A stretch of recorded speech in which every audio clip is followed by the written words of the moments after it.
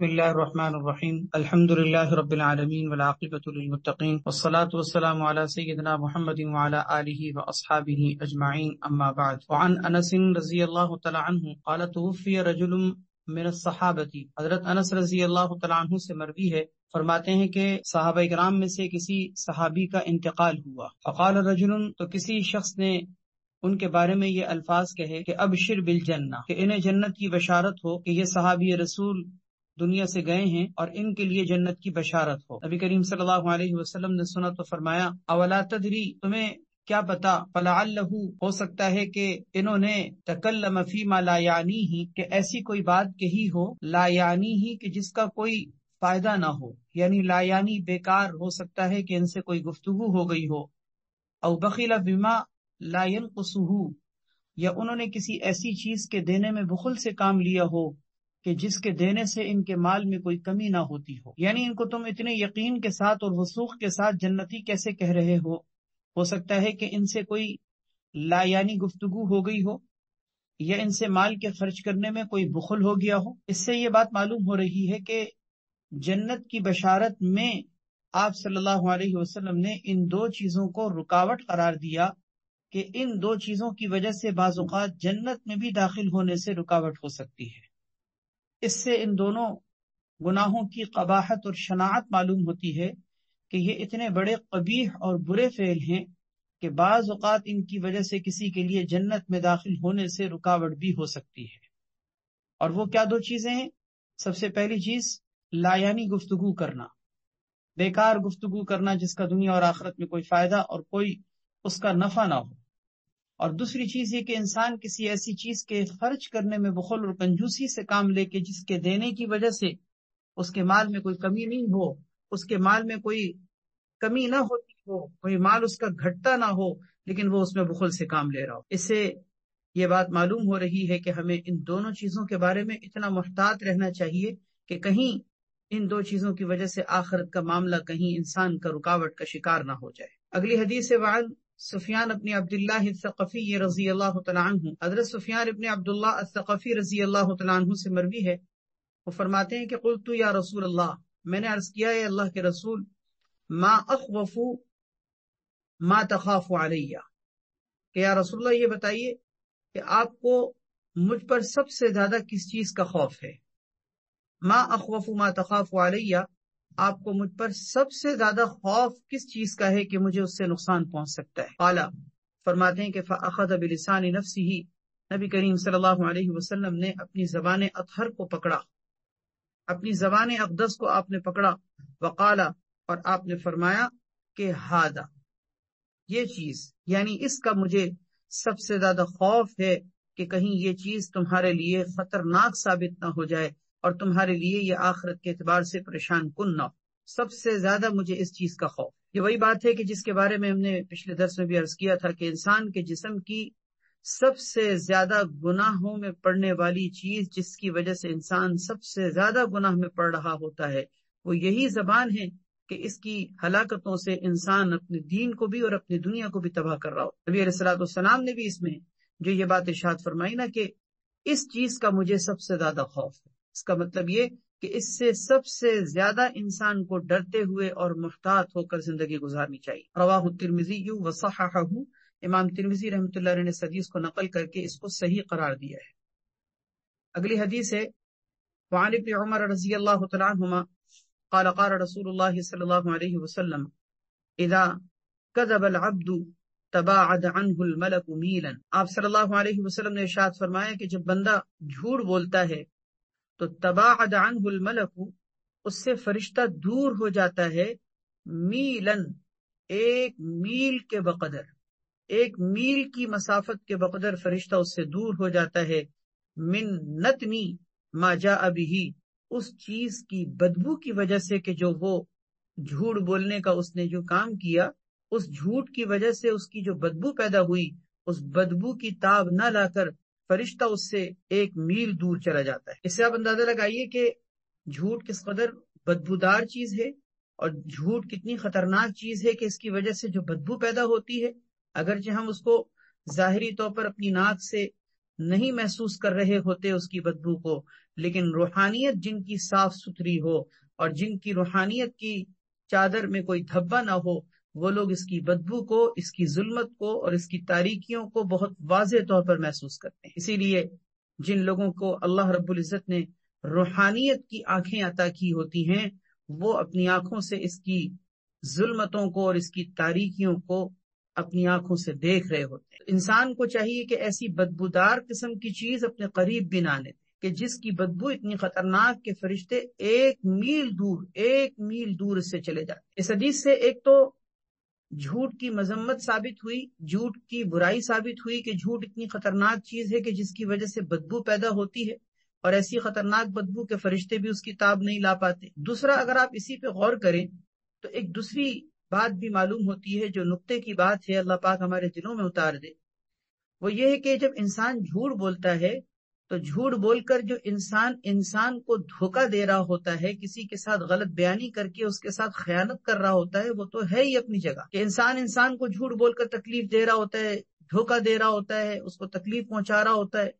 اس کے اعتماد کو ٹھیس پہنچا رہا ہوتا ہے، لیکن ساتھ ساتھ وہ در حقیقت اپنے فرشتوں کو بھی تکلیف پہنچا رہا ہوتا ہے،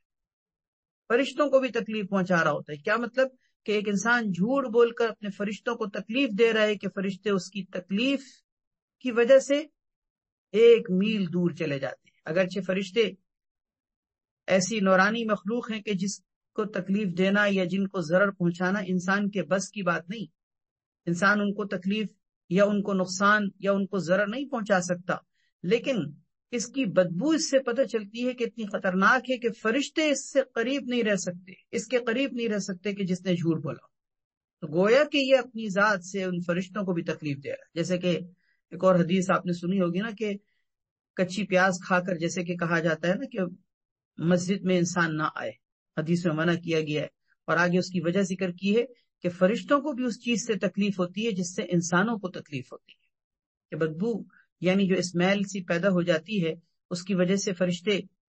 اس سے تکلیف اور اذیت محسوس کرتے ہیں، جیسے کہ انسان کو انسان سے ایسی حالت میں تکلیف ہوتی ہے کہ جبکہ اس کے منہ سے اسمیل آ رہی ہو۔ تو گویا جھوٹ بولنے والا انسانوں ہی کو نہیں بلکہ فرشتوں کو بھی تکلیف دے رہا ہو۔ اللہ تعالیٰ پناہ میں رکھے۔ اگلی حدیث ہے وعن سفیان ابن اسد الحضرمی رضی اللہ تعالیٰ عنہ۔ حضرت سفیان ابن اسد الحضرمی رضی اللہ عنہ فرماتے ہیں کہ میں نے اللہ کے رسول صلی اللہ علیہ وسلم کو فرماتے ہوئے سنا، کبرت خیانتن، بہت بڑی خیانت ہے، بہت بڑی بددیانتی ہے، ان تحدث اخاک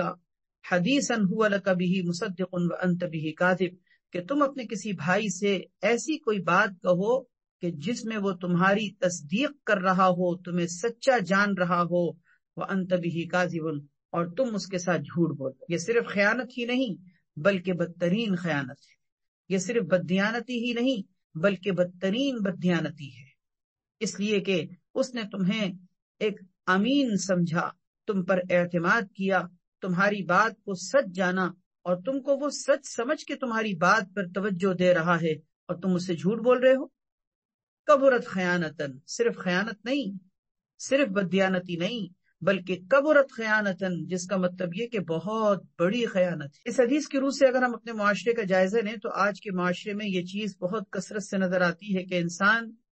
لوگوں کے اس اعتماد کو ٹھیس پہنچا کر ایسی باتیں کر رہا ہوتا ہے کہ لوگ اس کو سچ جان رہے ہوتے ہیں، لیکن لوگ اس کو سچ جاننے کے باوجود دھوکہ کھا جاتے ہیں، اور یہ ان کے ساتھ بددیانتی کر رہا ہوتا ہے۔ مثال کے طور پر سوشل میڈیا کا دور، ایک ذرا سی بات زبان سے کیا نکلتی ہے، دنیا کے ایک کونے سے لے کے دوسرے کونے تک پہنچ جاتی ہے۔ کوئی بھی خبر فیک ہو، مذاق ہو، فراڈ ہو، دھوکہ ہو، ایک انسان ذرا سی بات زبان سے کیا نکالتا ہے،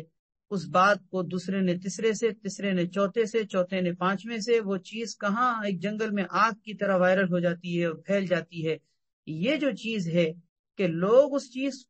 کو سچ جان کر دیکھ رہے ہوتے ہیں، شیئر کر رہے ہوتے ہیں، پڑھ رہے ہوتے ہیں، لیکن وہ جو کہنے والا، وہ جو اس کو چھوڑنے والا ہے، جو ابتدا کرنے والا ہوتا ہے، وہ سب کے ساتھ بددیانتی کر رہا ہوتا ہے۔ ان تحدث اخاک حدیثا هو لک به مصدق وانت به کاذب۔ اس سے یہ بات معلوم ہوئی کہ انسان اپنے کسی بھائی کے ساتھ خیانت کا ارتکاب نہ کرے، یعنی جھوٹ نہ بولے، وہ یا جھوٹ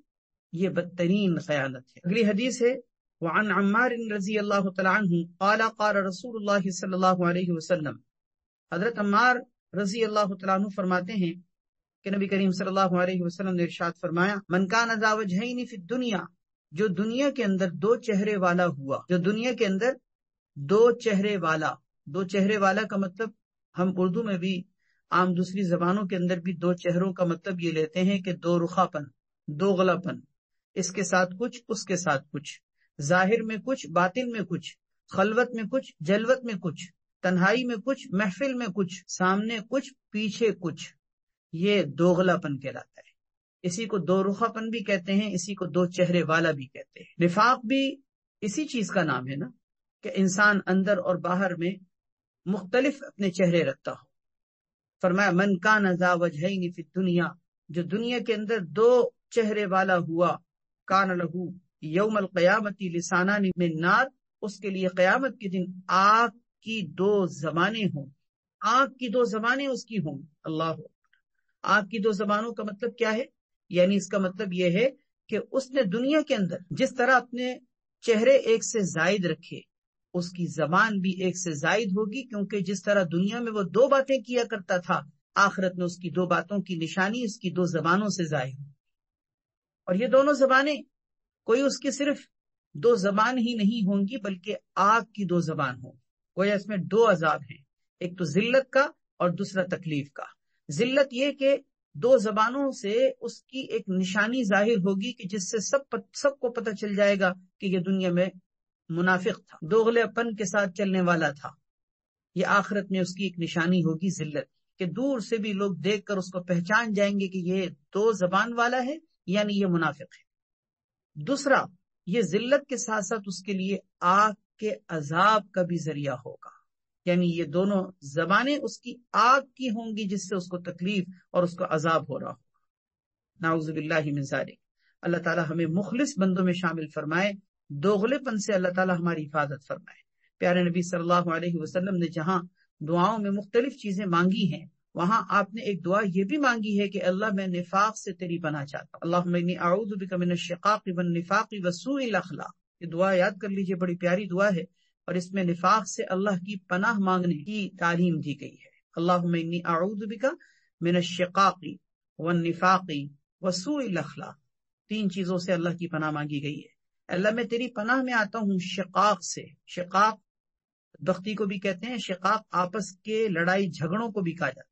جن کے گھروں میں، فیملی میں، خاندان میں مختلف قسم کے تنازعات اور جھگڑے ہونا، ان کو بھی یہ دعا بہت کثرت سے مانگنی چاہیے۔ بڑی پیاری دعا ہے، یہ یاد کر لیجئے۔ گھروں میں جھگڑے، خاندانی جھگڑے، مختلف قسم کے گھریلو تنازعات، خاندانی لڑائی جھگڑے، ان میں انسان اگر خدا نخواستہ مبتلا ہو تو اس کو یہ دعا پڑھتے رہنا چاہیے تاکہ وہ اللہ کی پناہ میں آ جائے۔ اللہم انی اعوذ بک من الشقاق، دوسری چیز والنفاق، اللہ میں نفاق سے تیری پناہ چاہتا ہوں، اور تیسری چیز وسوء الاخلاق، اللہ اکبر، بد اخلاقی سے، برے اخلاق سے میں تیری پناہ چاہتا ہوں۔ صبح شام کی دعاؤں میں بھی یہ دعا اگر انسان شامل کر لے، آج کل ان لڑائی جھگڑوں سے خاندان تباہ ہو رہے ہوتے ہیں۔ بہت کم ایسے خاندان ہوتے ہیں کہ جن کے اندر پیار، محبت ہو، اخوت ہو، بھائی چارگی ہو۔ تو انسانوں کو چاہیے کہ یہ دعا اللہ سے مانگ کر اپنے آپ کو اللہ کی پناہ میں دے دیں، اللہ انشاءاللہ بچائیں گے۔ اور دوسری چیز نفاق سے، اور تیسری چیز بد اخلاقی سے، اللہ ہم سب کو اپنی پناہ میں لے لے۔ اللہم انی اعوذ بک من الشقاق والنفاق وسوء الاخلاق۔ اگلی حدیث ہے وعن ابن مسعود رضی اللہ تعالی عنہ قال قال رسول اللہ صلی اللہ علیہ وسلم لیس المؤمن بالطعان ولا باللعان ولا الفاحش ولا البذیء۔ حضرت سیدنا عبداللہ بن مسعود رضی اللہ تعالیٰ عنہ آپ صلی اللہ علیہ وسلم کا ارشاد نقل فرماتے ہیں، لیس المؤمن بالطعان، مومن کبھی تانا دینے والا نہیں ہوتا، ولا باللعان، اور نہ ہی مومن لعن تان کرنے والا ہوتا ہے، لعنت دینے والا، ولا الفاحش، اور نہ ہی مومن بے حیا ہوتا ہے، ولا البذیء، اور نہ ہی مومن بےہودہ گفتگو کرنے والا ہوتا ہے۔ اللہ اکبر، یعنی آپ نے فرمایا مومن اگر ہے تو وہ یہ کام نہیں کرے گا، ہاں مومن نہ ہو تو بھلے کچھ بھی کرتا رہے، اگر مومن ہے، اگر وہ صاحب ایمان ہے، اللہ پر ایمان رکھتا ہے، تو اس کے اندر یہ چار باتیں نہیں ہوں۔ سب سے پہلی چیز طعان نہیں ہوگا، یعنی تانا دینے والا۔ تانا کا مطلب ہوتا ہے کہ گول مول اس انداز میں کوئی بات کرنا کہ جس سے دوسرے کا دل زخمی ہو جائے۔ جیسے ہاں ہاں ہم سب جانتے ہیں، کسی کی تعریف کرتے ہوئے بھی بعض اوقات لوگ جو ہے نا چوٹیں مار رہے ہوتے ہیں، ہاں ہاں بہت اچھے لگ رہے ہو، پتہ چل گیا مجھے، بہت اچھا کر رہے ہو، بہت اچھی زندگی گزار رہے ہو، یہ تانے کے انداز ہوتے ہیں۔ یا اسی طریقے سے کوئی چیز دے کر آپ اس کو تانے دیں کہ تم ہمارے نمک خور ہو، تم تو ہمارے ٹکڑوں پہ پلتے ہو، تمہیں یاد نہیں کہ ہم نے تمہارے ساتھ کیا کیا، یہ بھی تانے دینے میں آتا ہے۔ تو کسی کو گول مول انداز میں اس انداز کی باتیں کرنا کہ جس سے دوسرے کا دل زخمی ہو جائے، یا اس کو نیکی کرنے کے بعد اس کو تانے دیتے پھرنا، یہ سب تانا دینے میں آتا ہے۔ یاد رکھیے مومن تانا دینے والا نہیں، ہاں مومن نہیں ہے تو پھر بھلے وہ کچھ بھی کرتا ہے، اللہ تعالیٰ بنا میں رکھے۔ دوسری چیز آپ نے فرمائی ولا باللعان، لعنت دینے والا نہیں۔ لعنت دینے کا مطلب یہ بھی ہے کہ ایک انسان کسی پر یوں کہے کہ تم پر اللہ کی لعنت ہو، یہ بھی لعنت ہے۔ اسی طرح کسی کی طرف انگلیاں اٹھا کر، جیسے 5 انگلیاں اٹھا کر کسی کی طرف اشارہ کرنا کہ تم پر لعنت ہو، یہ بھی لعنت ہے۔ اسی طرح کسی کے بارے میں بددعائیہ یہ جملہ کہنا کہ تم رحمت خداوندی سے اللہ کرے کہ دور ہو جاؤ، یہ بھی لعنت ہے، اس کو بھی لعنت کہتے ہیں، کیونکہ لعنت کا مطلب یہ ہے کہ اللہ کی رحمت سے دور ہونا، اللہ کی رحمت سے دور ہونا۔ اب یہ اللہ کی رحمت سے دور ہونا یہ لعنت کا اصل مفہوم ہے، جس کو کبھی ایک انسان زبان سے کہہ رہا ہوتا ہے، کبھی اپنے انداز سے کہہ رہا ہو۔ مومن یاد رکھیے لعنت دینے والا نہیں۔ لعنت یاد رکھیے نہ کسی انسان کو دینا درست ہے، اور نہ ہی کسی چیز اور کسی غیر جاندار چیز کو دینا درست ہے۔ بعض اوقات کسی غیر جاندار چیز کو بھی دعوت جو ہے وہ لعنت دے رہے ہوتے ہیں، جانور کو لعنت دے رہے ہوتے ہیں۔ مثلا جانور اگر صحیح نہیں چل رہا، سرکشی کر رہا ہے، کہنا نہیں مان رہا، تو اس کو لعنت دیتے ہیں، یہ بھی غلط چیز ہے۔ بعض اوقات وہ غیر جاندار چیز ہوتی ہے، مثال کے طور پر کوئی سواری ہے، گاڑی خراب ہو گئی، آپ اس کو لعنت دے رہے ہیں، ہوا تیز چل رہی ہے، آپ اس کو لعنت دے رہے ہیں، کوئی چیز ہاتھ سے گر کے ٹوٹ گئی، آپ کے منہ سے لعنت نکل گئی، یہ سب لعنت دینے کے معاملات ہیں۔ یاد رکھیے مومن کسی کو لعنت نہیں دیتا، نہ انسان کو دیتا ہے، نہ جانور کو دیتا ہے، نہ غیر جاندار چیزوں کو دے رہا۔ لعنت دینا یہ مومنانہ شان کے خلاف ہے۔ اس کے نتیجے میں ہوتا کیا ہے، آگے حدیثوں میں یہ بات خود آ بھی رہی ہے، میں مختصر ذکر کر دوں کہ لعنت دینے والا اگر کسی پر لعن طعن کرے اور اس کو لعنت دے اور وہ لعنت کا مستحق نہ ہو، لعنت اگر کوئی کسی کو دے اور وہ اگلا بندہ لعنت کا مستحق نہ ہو، یہ لعنت پلٹ کر خود لعنت دینے والے کے منہ پر پڑتے۔ خود بات حدیث میں موجود ہے کہ لعنت دینے والا اگر غیر محل میں لعنت دے دے، یعنی ایسی کسی چیز پر لعنت کرے کہ جو لعنت کی مستحق نہیں تھی، تو در حقیقت وہ لعنت خود پلٹ کر اس لعنت دینے والے کے منہ پر پڑتا۔ اس کا مطلب کیا، لعنت دینے والا خود ملعون ہو جاتا ہے، اللہ تعالیٰ پناہ میں رکھے۔ تیسری چیز ذکر کی ہے ولا الفاحش، بے حیا نہیں ہوتا۔ بے حیا میں 2 چیزیں آتی ہیں، ایک ہوتا ہے عملی بے حیائی کا کام کرنا، ایک انسان اپنے افعال سے، اپنے کردار سے، اپنے اعمال سے بے حیا بن جائے، بے شرم بن جائے، ظاہر ہے کہ اس کو بھی فاحش کہتے ہیں۔ اور دوسری چیز ہے کہ ایک انسان اپنے قول سے، اپنی باتوں سے، اپنی گفتگو سے بے حیا بن جائے، کہ اس کی زبان گندی ہو جائے، بات بات پر گالی دینا، بات بات پر گندے جملے کہنا، بات بات پر انسان کی زبان سے ڈنک نکلنا اور ڈسنا لوگوں کو، ایسی گندی زبان کی جس سے لوگوں کو اذیت اور تکلیفیں ہو رہی ہوں، یہ انسان اپنی زبان کے اعتبار سے بے حیا ہے۔ تو فاحش کے اندر یہ دونوں چیزیں آتی ہیں۔ فرمایا مومن کبھی فاحش نہیں ہوتا، یعنی بے حیا نہیں ہوتا، نہ عملی اعتبار سے نہ قولی اعتبار سے، ولل بذی۔ اور آگے فرمایا کہ مومن کبھی بےہودہ گفتگو کرنے والا نہیں ہوتا، اس کی زبان کے اندر شائستگی ہوتی ہے، وقار ہوتا ہے، تہذیب ہوتی ہے، آداب ہوتے ہیں، رکھ رکھاؤ ہوتے ہیں، بات کرنے کے مینرز ہونے چاہیے، انداز ہونے چاہیے، طریقے ہونے چاہیے کہ پتہ چلے کہ کوئی انسان بات کر، ایسی گفتگو کہ جس سے انسان کی انسانیت ختم اور وہ جانوروں کی طرح انسان بن جائے، اللہ تعالیٰ پناہ میں رکھے۔ بازاری لینگویج، گفتگو کا ایسا انداز کہ جس سے بےہودگی ظاہر ہو، یہ مومن کی شان نہیں ہو سکتی، یہ مومنانہ شان نہیں ہو سکتی۔ یہ بہت اہم حدیث اللہ ہمارے دلوں پہ اتار دے، اللہ پاک ہم سب کو سمجھنے کی توفیق دے دے۔ آج ہم اپنے گرد و پیش کو دیکھیں تو ہمارے معاشرے میں ایسے صاحب ایمان کتنے کم نظر آتے ہیں۔ تانا دینا، لعنت کرنا، بےہودہ گفتگو اور اسی طریقے سے فحش گفتگو، یہ آج ہماری زبان کے نوک پر ہے، جہاں جس کے چاہے دل کو توڑ دیں، جس کو چاہے تانا دے دیں، جس پر چاہے لان تان کر لیں، کوسنے لگیں۔ اللہ تعالی ہم سب کو طعان، لعان، فاحش اور بذی بننے سے بچائے۔ اللہم لا تجعلنی طعانا ولا لعانا ولا فاحشا ولا بذیا۔ انہی چاروں چیزوں کو اللہ سے مانگنا چاہیے کہ اللہ ہمیں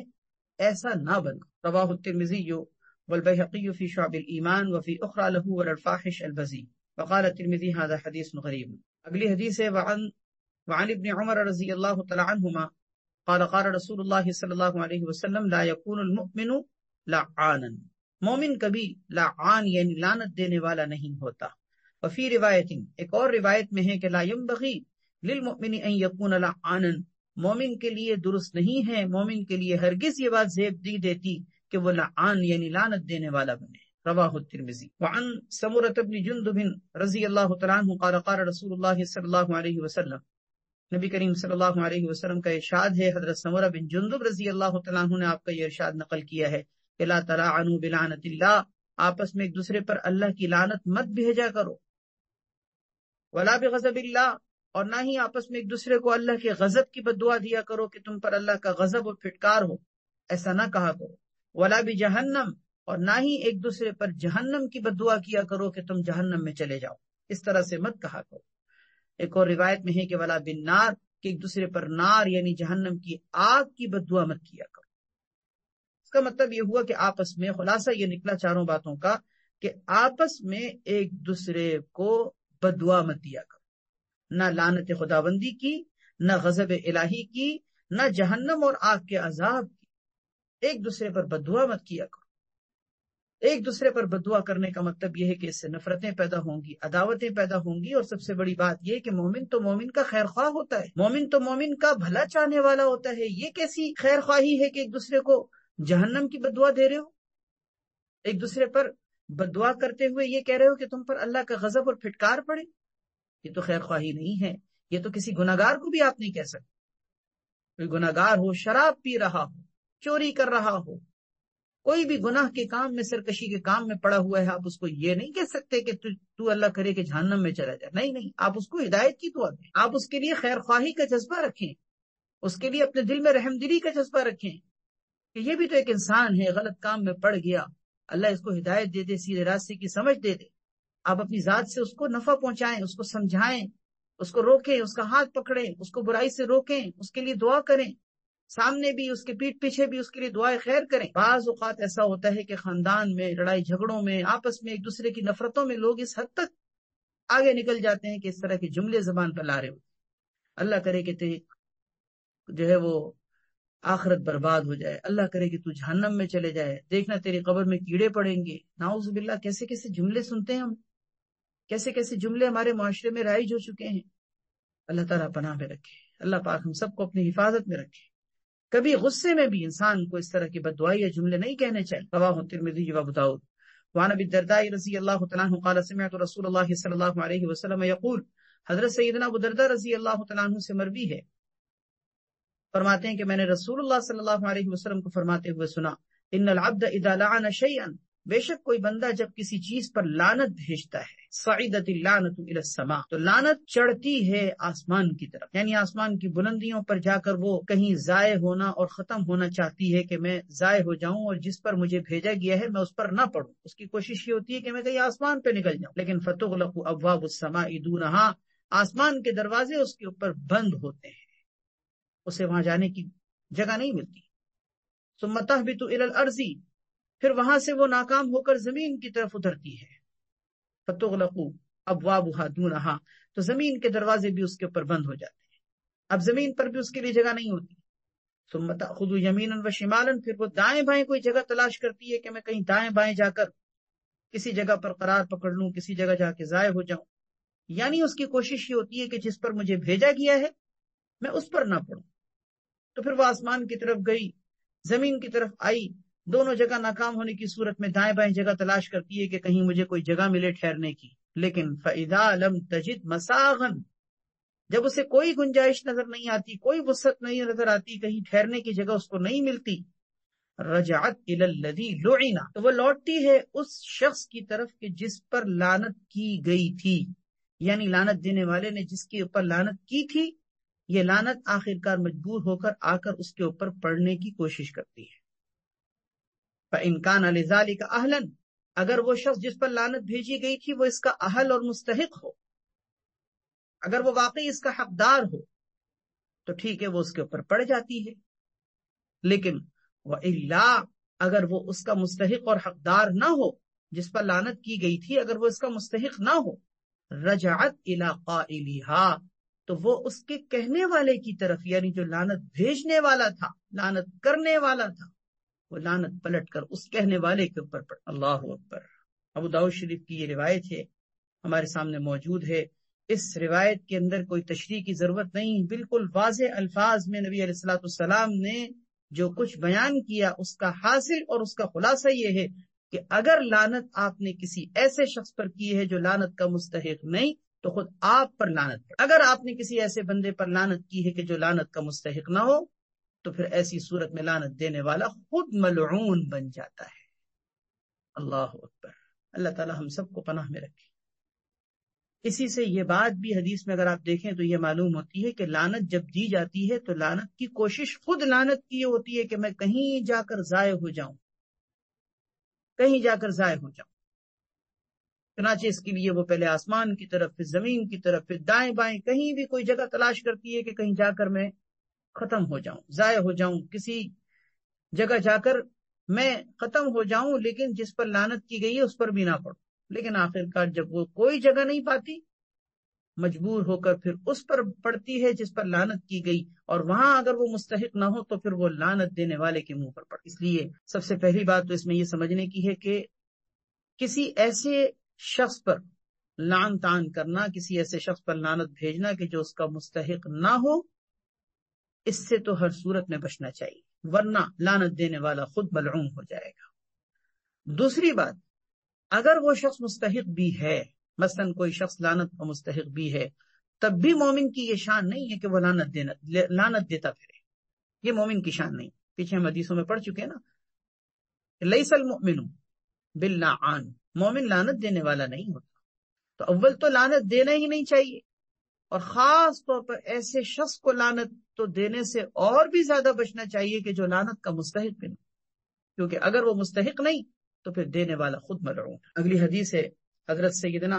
عبداللہ ابن عباس رضی اللہ تعالیٰ عنہما سے مروی ہے کہ ان رجلا نازعته الريح رداءه فلعنها، کہ کسی شخص کے اوپر ہوا تیز چلی اور اس نے اس کی چادر کو اٹھا کے پھینک دیا۔ ہوا جیسے تیز چلتی ہے تو انسان اگر چادر اوڑا ہوا ہو تو چادر اس کے جسم سے گر جاتی ہے، چادر اڑ جاتی ہے۔ تو کسی تیز ہوا کے نتیجے میں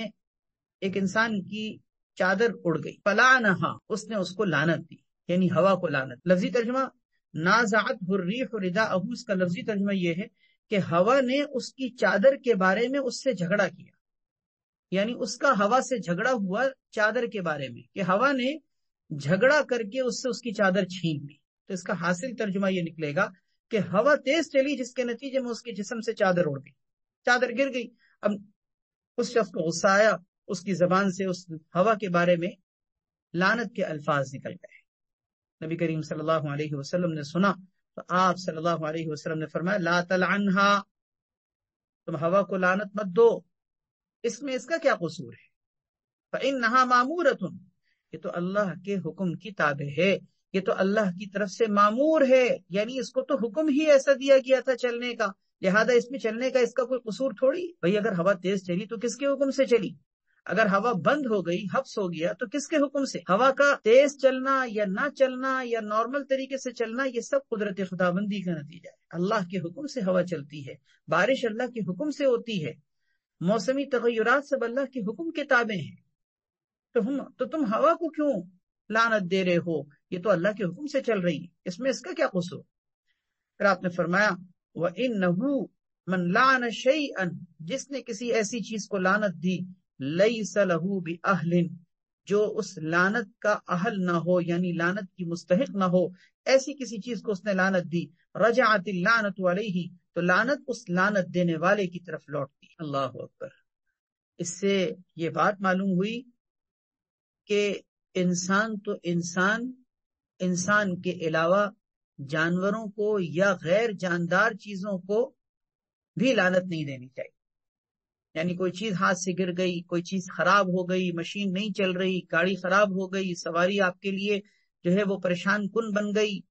راہ چلتے ہوئے کوئی ٹھوکر لگ گئی، کسی چیز سے آپ کو کوئی نقصان پہنچ گیا، آپ چیزوں کو بھی لعنت نہ دیں۔ یہ نہیں کہ وہ انسان نہیں ہے، ٹھیک ہے میں لعنت دے دوں، نہیں، اللہ کی مخلوق تو ہے نا، کوئی بھی چیز ہو، چاہے جاندار ہو یا غیر جاندار، سب اللہ کی مخلوق، اللہ کی بنائی ہوئی ہے، اور سب اللہ کی حکم کے تابع ہیں۔ گاڑی اگر خراب ہوئی ہے، اس میں اس کا کوئی قصور نہیں، اللہ کے حکم سے خراب ہوئی۔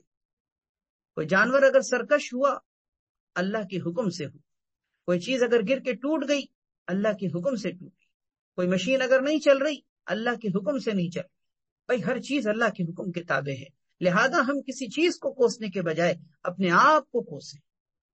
کہ اگر آپ کو کوئی پریشانی ہوئی، آپ کو کوئی تکلیف ہوئی، اپنے آپ کو کوسیں کہ آپ سے کوئی گناہ ہوا، آپ سے کوئی کوتاہی ہوئی، کہ جس کے نتیجے میں آپ کے سامنے یہ چیز ظاہر ہوئی کہ اللہ رب العزت نے اس کی تکلیف کے ذریعے سے آپ کے گناہ کو معاف کیا۔ بعض اوقات ایک انسان کو کوئی تکلیف پہنچتی ہے، اسے پتہ بھی نہیں ہوتا کہ کس کا نتیجہ ہوتا ہے، اس کی کسی کوتاہی کے نتیجے میں یہ ہوتا ہے۔ ما اصابک من سیئۃ فمن نفسک، جو تمہیں برائی یا کوئی تکلیف پہنچتی ہے وہ تمہیں اپنے کیے کی پہنچتی ہے، وہ تمہاری اپنی ذات کی طرف سے پہنچتی ہے۔ کسی بزرگ کے بارے میں آتا ہے کہ وہ کسی جگہ سے گزر رہے تھے، ان کا جوتے کا تسمہ ٹوٹ گیا، تو جہاں جوتے کا تسمہ ٹوٹا تھا وہاں کوئی شخص جس نے ان کو دیکھا اس طرح پریشانی میں، تو وہ آگے بڑھا اور آ کر ان کو پیشکش کی اور کہا کہ لائیے میں آپ کا جوتا صحیح کر لوں۔ تو انہوں نے اس سے جوتا تو صحیح کروایا، لیکن جوتا صحیح کرواتے ہوئے انہوں نے ایک بات کہی، انہوں نے کہا تمہیں پتہ ہے کہ یہ میرا جوتا کیوں ٹوٹا، اس کا تسمہ کیوں ٹوٹ گیا؟ انہوں نے کہا بتائیے۔ کہا کہ آج میں جلدی میں جمعے کا غسل کرنا مجھ سے رہ گیا تھا، اور یہ غسل چھوڑ کر میں ویسے ہی جمعے کی نماز کے لیے آ رہا تھا، اور اس کے نتیجے میں یہ مجھ پر ہوا ہے۔ یعنی بجائے اس کے کہ وہ جوتے کو کوسے کہ جوتا بنانے والے نے غلط بنایا، ایسا کیا، یہ کمپنی صحیح نہیں ہے، جیسے آج ہم ہوتے ہیں نا کہ کمپنیوں کو بھی برا کہہ رہے ہوتے ہیں، فلاں کمپنی تو ایسی چیزیں بناتی ہے جو کسی کام کی نہیں ہے۔ وہی بات دیکھیں حضرت ان کے بارے میں کہ وہ فرماتے ہیں کہ انہوں نے اس جوتے کے تسمے کے ٹوٹنے کے بارے میں فرمایا تمہیں پتہ ہے یہ جوتے کا تسمہ کیوں ٹوٹا؟ اس لیے کہ آج میں جلدی میں غسل کرنا رہ گیا تھا، تو اللہ تعالیٰ نے مجھے دکھانے کے لیے، سمجھانے کے لیے یہ جوتے کا تسمہ اس کے ذریعے سے مجھے تکلیف پہنچائی تاکہ مجھے پتہ چلے کہ مجھ سے غلطی ہوئی۔ ان کے بارے میں آتا ہے کہ انہوں نے اسی جگہ قریب میں کوئی حمام جس میں انہوں نے داخل ہو کر غسل کیا، اس کے بعد جامع مسجد جمعے کے لیے تشریف لے گئے۔ مطلب ایک چھوٹی سی مثال دے رہا ہوں، اس طرح کے کتنے واقعات۔ ہمارے اکابر کا مزاج یہ تھا کہ اگر کوئی تکلیف پہنچتی تھی تو اپنے اوپر سوچتے تھے کہ مجھ سے کیا ایسا ہو گیا کہ جس کی وجہ سے لوگ مجھ سے جو ہے وہ نفرت کر رہے ہیں، لوگوں کی ذات سے مجھے تکلیف پہنچ رہی ہے، چیزیں میرے تابع نہیں ہیں، چیزیں میرے مسخر نہیں ہو رہی۔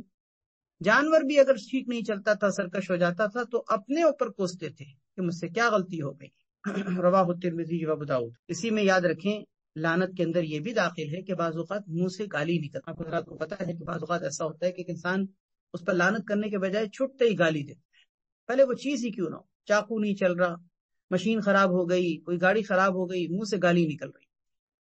اب یہ جو گالی ہے یہ بھی اسی کے زمرے میں کہ کوسنے میں آتا ہے نا، یہ بھی کوسنے کا ایک انداز، یہ بھی لعنت کا ایک انداز۔ اس طرح کی چیزوں میں پڑھنے کے بجائے استغفار کریں، توبہ کریں، یا اللہ مجھ سے غلطی ہو گئی، کوئی گناہ ایسا ہے کہ جس کی وجہ سے میری پکڑ ہو گئی ہے، یا اللہ مجھے معاف کر دیجئے اور مجھے راحت پہنچا دیجئے۔ حضرت سیدنا عبداللہ ابن مسعود رضی اللہ تعالیٰ عنہ سے مروی ہے، فرماتے ہیں کہ نبی کریم صلی اللہ علیہ وسلم نے ارشاد فرمایا لا یبلغنی احد من اصحابی عن احد شیئا، میرے ساتھیوں میں سے کوئی ساتھی مجھے کسی کے بارے میں کوئی بات، یعنی بری بات، کوئی برائی کی بات نہ پہنچائے۔ یعنی اس کا مطلب میرے پاس جو لوگ آتے رہتے ہیں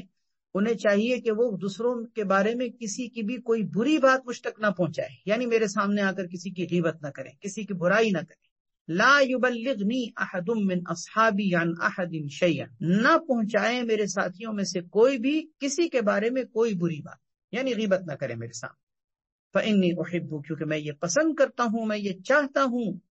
ان اخرج الیکم، کہ میں تمہاری طرف نکل کر آؤں اس حالت میں کہ وانا سلیم الصدری، کہ میرا دل سب کی جانب سے صاف ستھرا ہو، سب کی جانب سے میرا دل سلامت ہو، یعنی کسی کے لیے میرے دل میں کوئی برائی کی جذبات نہ ہو،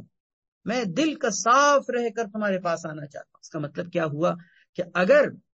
آپ کے سامنے لوگوں کی غیبتیں ہو رہی ہیں، کوئی آپ کے سامنے کسی کی برائی بیان کر رہا ہے، تو در حقیقت وہ آپ کا دل لوگوں سے کھٹا کر رہا ہے، وہ آپ کے دل میں لوگوں کی نفرتیں بھر رہا ہے، وہ آپ کے دل کو لوگوں کی جانب سے متنفر کر رہا ہے۔ ایسا ہوتا ہے، انسان جب کسی کی غیبت سنتا ہے، کسی کی برائی سنتا ہے، تو چاہتے نہ چاہتے، شعوری یا غیر شعوری طور پر اس کی طرف سے دل میں میل آ جاتا ہے۔ مثال کے طور پر آپ کسی شخص کے بارے میں آپ کو کچھ پتا نہیں ہے کہ وہ کیسا ہے، اور کوئی آ کے آپ کے سامنے یہ کہتا ہے کہ بھائی آپ کو پتا ہے وہ چور ہے،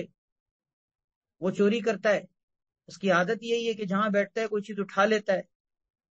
اب آپ نے سنی انسنی کر دی، آپ نے توجہ نہیں دی، لیکن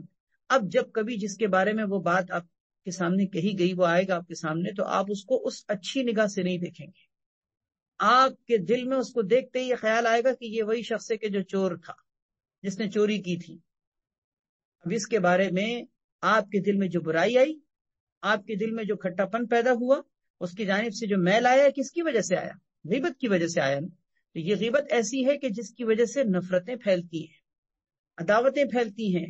لوگوں کے لیے ایک دوسرے کے دلوں میں گندگیاں پیدا ہوتی ہیں۔ اسی لیے غیبت کا کرنا جس طریقے سے حرام ہے، غیبت کا سننا بھی حرام۔ صرف کرنے والا ہی نہیں مجرم ہوتا، بلکہ وہ اپنے جرم میں اس کو بھی شریک کر رہا ہوتا ہے کہ جو مزے لے لے کر اس کی باتیں سن رہا ہوتا ہے اور حمایت کر رہا ہوتا ہے۔ مجلسوں کو اسی لیے غیبتوں سے پاک رکھیں گے تو آپ کا دل لوگوں کی جانب سے پاک رہے، اور اگر آپ کی مجلسیں لوگوں کی برائیوں اور غیبتوں سے پاک نہیں ہیں تو یاد رکھیے آپ کا دل بھی لوگوں کی طرف سے کبھی پاک نہیں رہ سکتا۔ اسی لیے نبی علیہ الصلوۃ والسلام نے یہ بات اپنے بارے میں فرما کر گویا قیامت تک آنے والے انسانوں کو یہ پیغام دے دیا، اگر تم سلیم الصدر رہنا چاہتے ہو، اگر تم دل کے پاک و صاف ستھرے رہنا چاہتے ہو، اگر تم اپنے دل میں کسی کے میل کو پیدا ہونے سے دور اپنے دل کو دور رکھنا چاہتے ہو، تو تمہیں چاہیے کہ تم کسی کی غیبت نہ سنو۔ اگلی حدیث ہے، اما عائشہ صدیقہ رضی اللہ تعالیٰ عنہ فرماتی ہیں کہ قلت، میں نے عرض کیا نبی کریم صلی اللہ علیہ وسلم سے، حسبک من صفیہ کذا و کذا تانی قصیرۃ، کہ یا رسول اللہ آپ کے لیے تو حضرت صفیہ رضی اللہ تعالیٰ عنہ کے بارے میں یہی کافی ہے کہ وہ ایسی ایسی ہیں، کذا و کذا وہ ایسی ایسی ہیں، تعنی قصیرتن اس سے مراد ان کی یہ تھی کہ وہ قد کے اعتبار سے چھوٹی ہیں، یعنی انہوں نے ان کو پستہ قد کہا، ٹھگنا جس کو کہتے ہیں، چھوٹے قد والا جس کو کہتے ہیں۔ اب حضرت عائشہ صدیقہ رضی اللہ تعالیٰ عنہ نے یہ بات جو حضور صلی اللہ علیہ وسلم کے سامنے کہی، ظاہر ہے کہ یہ ایسا جملہ تھا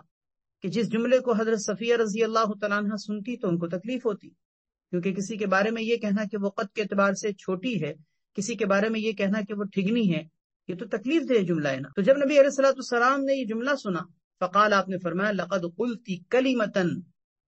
اے عائشہ تم نے ایسی بات کہی ہے، لو مزج بها البحر، اگر اس کو سمندر میں مکس کر دیا جائے، سمندر میں ڈال دیا جائے، لمزجت ہو، تو یہ جملہ پورے سمندر کو خراب کر ڈالے، پورے سمندر کو خراب کر ڈالے۔ اب سوچئے ذرا، سمندر کی ایک تو کثرت، اتنی کثرت کہ جس کثرت کا کوئی اندازہ نہیں، اس کے پانی کی مقدار، اس کے پانی کی کیا مقدار ہے اس کا کوئی اندازہ ہی نہیں ہو سکتا، اتنا کثیر پانی، اور وہ بھی ایسا کہ جو پہلے سے کڑوا ہے۔ ایسا نہیں کہ سمندر کا پانی کوئی میٹھا ہوتا ہے، سمندر کا پانی ویسے ہی کڑوا، اور پھر فرمائے کہ یہ جملہ اگر اس پانی میں ڈال دیا جائے تو اتنا کثیر اور کڑوا پانی بھی اس کی وجہ سے خراب ہو جائے۔ حالانکہ سمندر میں گندگیاں بھی گرے نا، تو گندگیاں خراب کرنے کے بجائے خود زائل ہو جاتی ہیں، کیونکہ اس سمندر کو اللہ تبارک و تعالیٰ نے محفوظ رکھنے کے لیے اس کے اندر کڑوا پن رکھا، نتیجہ یہ کہ اس میں کتنی گندگیاں گریں، سمندر کو گندا کرنے کے بجائے خود ختم ہو جاتی۔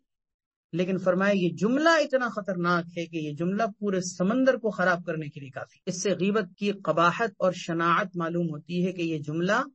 کس قدر خطرناک ہوتا ہے۔ رہی بات یہ کہ حضرت عائشہ صدیقہ رضی اللہ تعالیٰ عنہ نے ایسا کیوں کہا، تو اس کا جواب واضح ہے کہ حضرت عائشہ صدیقہ رضی اللہ تعالیٰ عنہ سے یہ غلطی ہوئی تھی، اور نبی علیہ الصلوۃ والسلام نے ان کی تنبیہ کی، اور یہ غلطی اس بنیاد پر ہوئی کہ سوکنوں کا معاملہ یہ انسانی فطرت کا اور بشریت کا تقاضا ہے کہ ایک دوسرے سے تھوڑا سی رقابت ہوتی ہے، اور نبی علیہ الصلوۃ والسلام کی ازواج مطہرات رضی اللہ تعالیٰ عنہن، وہ پاکیزہ امت کی مائیں، ان کے درمیان بھی رقابت کے جذبات تھے۔ ایسے اور بھی کئی واقعات احادیث میں موجود ہیں، آگے بھی آئیں گے، کہ رقابت کے جذبات تھے، اور کیوں نہ ہوں، اللہ کے نبی صلی اللہ علیہ وسلم جیسی محبوب شخصیت ان کے شوہر کی حیثیت سے تھی، تو جو محبوب کائنات کے پیدا کرنے والے کا محبوب ہو، ایسی محبوب شخصیت ان کا شوہر ہو، تو کیا رقابت کے جذبات نہ ہوں؟ رقابت کے جذبات تھے، لیکن اس رقابت کے جذبات کا یہ مطلب نہیں کہ وہ عام عورتوں کی طرح سے اس سوکن کے معاملے میں بہت زیادہ ظلم و زیادتی کرنے والی ہیں، ایسا نہیں۔ چند واقعات ملتے ہیں، ان واقعات میں سے کچھ واقعہ حدیثوں کے اندر موجود ہیں کہ بعض مواقع پر ان سوکن ہونے کے ناطے سے انہوں نے کوئی ایسی بات کہہ دی۔ کسی کے گھر سے کھانا آیا، اما عائشہ صدیقہ رضی اللہ تعالیٰ عنہ موجود تھیں، انہوں نے اس کھانے کے برتن پر ہاتھ مارا کہ میری باری میں کسی دوسرے کے گھر سے کھانا کیوں آیا؟ مشہور واقعہ سنا ہوگا کہ باری میری، کھانا کسی دوسرے کے گھر سے کیسے آیا؟ برتن پر ہاتھ مارا، برتن ٹوٹ گیا۔ اب یہ کیا ہے؟ یہ ایک محبت کا انداز جس میں رقابت ایک فطری عمل ہے، اس لیے اس میں حضرت عائشہ صدیقہ رضی اللہ تعالی عنہا کی ذات کو مطعون کرنا یا ان کے بارے میں یہ سوچنا کہ انہوں نے ایسا کیوں کہا اور کیوں انہوں نے یہ کیا، یہ سب باتیں سوچنے کی ضرورت نہیں۔ اما عائشہ صدیقہ رضی اللہ تعالی عنہا بھی ایک سوکن ہونے کے ناطے سے ان سے یہ غلطی ہوئی، اللہ کے نبی صلی اللہ علیہ وسلم نے ان کی تنبیہ کر دی، بس ختم ہو گئی بات۔ اس پر کسی قسم کا یہ کوسنے وغیرہ کا انداز اختیار کرنا کہ انہوں نے ایسا کیوں کہا، ان سب باتوں میں پڑھنے کے بجائے یہ سوچنا چاہیے کہ اصل حدیث کا مرکزی مضمون کیا ہے۔ وہ کیا ہے کہ نبی علیہ الصلوۃ والسلام نے غیبت کے جملے کو اتنا خطرناک قرار دیا۔ اللہ پاک ہمیں محفوظ فرمائے، اللہ تعالی ہم سب کی حفاظت فرمائے کہ ایسے کتنے جملے، ایسی کتنی باتیں زبان سے نکلتی رہتی ہیں اور ہم اپنی مجلسوں کو گندا کرتے رہتے ہیں، اپنے دل کو بھی اور اپنے بھائیوں کے دل کو بھی، اپنی بہنوں کے دلوں کو بھی لوگوں کی طرف سے کھٹا کر رہے ہو۔ اللہ پاک ہم سب کی مجلسوں کو غیبتوں سے پاک فرمائے، ہمارے دلوں کو بھی اللہ تعالیٰ تمام مسلمانوں کی طرف سے ہر برائی سے پاک فرمائے۔ وآخر دعوانا الحمدللہ رب العالمین، الحمدللہ رب العالمین والعاقبۃ للمتقین، والصلاة والسلام علی سیدنا محمد وعلی آلہ واصحابہ اجمعین۔ اللہم لک الحمد کلہ ولک الشکر کلہ، اللہم لک الحمد کما انت اہلہ، فصلی وسلم وبارک علی سیدنا محمد کما انت اہلہ، وفعل بنا ما انت اہلہ، فإنک انت اہل التقوی واہل المغفرہ۔ یا ارحم الراحمین، یا ذی الجلال والاکرام، اپنے فضل و کرم سے ہم سب کے گناہوں کو معاف فرما۔ یا اللہ ہم سب کی کامل مغفرت فرما، بخشش فرما، ہم سب سے راضی ہو جا مالک، اپنے فضل و کرم سے ہم سب کو اپنے نیک بندوں میں، اپنے محبوب بندوں میں، اپنے پسندیدہ بندوں میں، اپنے مقرب بندوں میں، اپنے بخشے بخشائے بندوں میں شامل فرما۔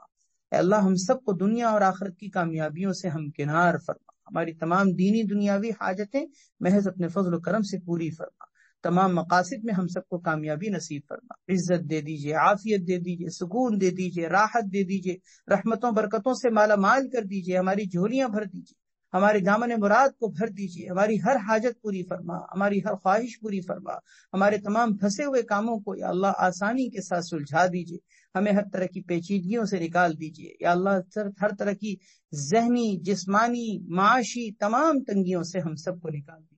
یا اللہ، ہمیں بھی، ہمارے بچوں کو بھی، ہمارے گھر والوں کو بھی، سب کو نیک صالح متقی پرہیزگار بنا، صوم و صلات کا پابند بنا یا اللہ، آنکھوں کی ٹھنڈک بنا، ہمارے گھروں میں دینی ماحول پیدا فرما، نماز کا ماحول پیدا فرما، سچائی کا ماحول پیدا فرما، امانت داری کا، دیانت داری کا ماحول پیدا فرما، اللہ ہمیں صدق اور اخلاص کی دولت سے مالا مال فرما، تمام فتنوں سے ہماری حفاظت فرما، بالخصوص دجالی اور طاغوتی فتنوں سے ہماری حفاظت فرما، نفس کی نفسانیت سے، شیطان کی شیطانیت سے ہم سب کی حفاظت فرما، مال و دولت کے زنجر زمین کے فتنے سے ہم سب کی حفاظت فرما۔ اللہ ہم سب کو آپس میں ایک دوسرے سے خوب یا اللہ محبتوں کے ساتھ مل جل کر رہنے کی توفیق دے دیجئے، خاندانی تمام لڑائی جھگڑوں سے ہم سب کو بچا لیجئے، نفرتوں سے بچا لیجئے، عداوتوں سے بچا لیجئے، ہمارے دل سے ہر طرح کے بغض کو نکال دیجئے، حسد کو نکال دیجئے، کینے کو نکال دیجئے یا اللہ، ہمارا دل